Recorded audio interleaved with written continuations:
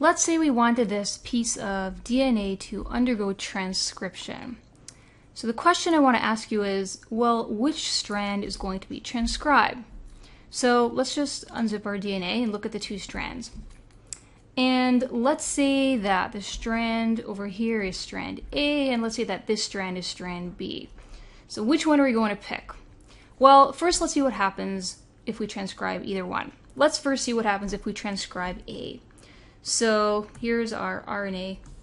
We'll draw it in another color. We'll draw it in purple. Here's the backbone of the RNA.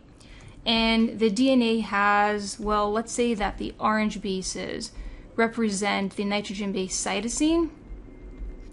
And let's say that the blue bases represent guanine. So DNA strand A has a bunch of cytosine nucleotides, and so the mRNA will have the complementary guanine. So let's draw the guanine nucleotides. So that's what the mRNA would look like.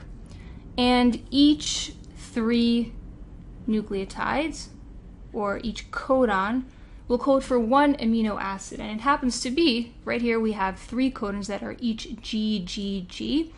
And GGG codes for the amino acid glycine. And so when this mRNA is translated in the ribosome, it will result in a polypeptide that looks like this.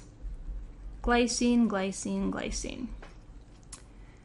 Let's see what happens if we decide to transcribe strand B. So let's draw the backbone of our RNA, and DNA strand B has a bunch of guanines, and so the mRNA will have cytosines. 9 nucleotides of cytosine. And again, each 3 is going to code for 1 amino acid. So we have 3 codons and each one reads CCC. CCC codes for the amino acid proline. And so if this mRNA is going to be translated, the polypeptide will look like this. So the important thing to keep in mind is if we transcribe strand A, we're going to get 1 polypeptide chain. If we transcribe strand B, we're going to get a completely different one. And so there's 1 correct strand that we're supposed to transcribe. And let's just say in our case that B is the one that we're going to transcribe. So here's the strand we're transcribing. So let's get rid of the RNA that's made off of A. And if you look at the mRNA that was made, here let's label it, here's our mRNA, the nucleotide sequence on it is actually identical to A. These two have an identical nucleotide sequence. Therefore, strand A, the one that's not transcribed, is called the coding strand because it has the exact same code as the RNA that's made. And it's also called the sense strand. That's strand A. Strand B, the one off which we make the RNA, that's called the non-coding strand because the code on the strand B and the RNA are not identical. It's also called the antisense strand. Antisense meaning it's complementary to the sense strand but not identical to it. And sometimes it's called the transcribed strand, and it's also called the template strand because it's the template that's used to make the RNA. Okay, so now that we've discussed which strand gets transcribed, let's see what transcription looks like in more detail. So here's a piece of DNA that I drew, and there are going to be 3 steps in transcription.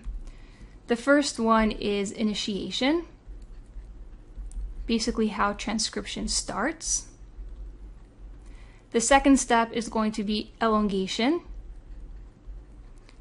That involves actually making the strand of RNA, and you can see the word long in there because the strand is kind of long. And then the last step is going to be termination. And that's basically how transcription ends.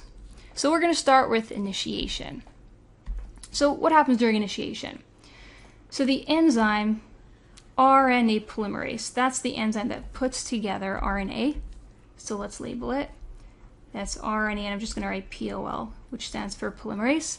So the enzyme RNA polymerase is going to scan the DNA in this direction. I want to just pause for a second. Take note, I labeled the top strand as the non-coding strand, and so that's the strand that's going to be transcribed. And the bottom strand is the coding strand, which means that's the strand that's not going to be transcribed. So that is not transcribed. Okay, back to the initiation step in transcription. So RNA polymerase scans the DNA, kind of like a train that's going along train tracks, until it hits this sequence over here. That's a promoter. And a promoter is a sequence on the DNA that tells RNA polymerase, here's where you should begin transcription. And so RNA polymerase is going to make this kind of open up the DNA and form this bubble that I pre-drew. So that's a transcription bubble, because it kind of needs room to go there and transcribe.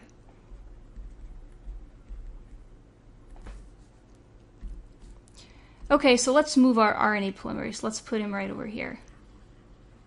So the RNA polymerase is right there, and it starts to put together an RNA in this direction. An RNA is synthesized in the 5' to 3' direction. So let's actually fill in some of the nucleotides in this top portion of the bubble to kind of get an idea of what's happening. And in the bottom right-hand corner, I drew this little key to help us keep track of which colors represent which nitrogen bases. So let's say that right here in the DNA there were some guanine nucleotides. I'll just draw a couple. And then let's say that after that there were some adenine nucleotides. Just like that. So on the mRNA that's being made, well, the nucleotides are going to be complementary. So wherever there are guanines, we'll have cytosines. And then wherever we have adenines, well, in DNA we would have thymine complementary to that. But in RNA, we have uracil instead of thymine. So what I just described to you, this step is elongation. We're actually making this rather long RNA. And just an interesting fact to take note of, in prokaryotic cells, transcription happens at the rate of 40 nucleotides per second. Let's go on to termination. So I'm going to move our RNA polymerase and put him over here. So the RNA polymerase is here. Well, it's going to hit this sequence you see in red. That is the terminator.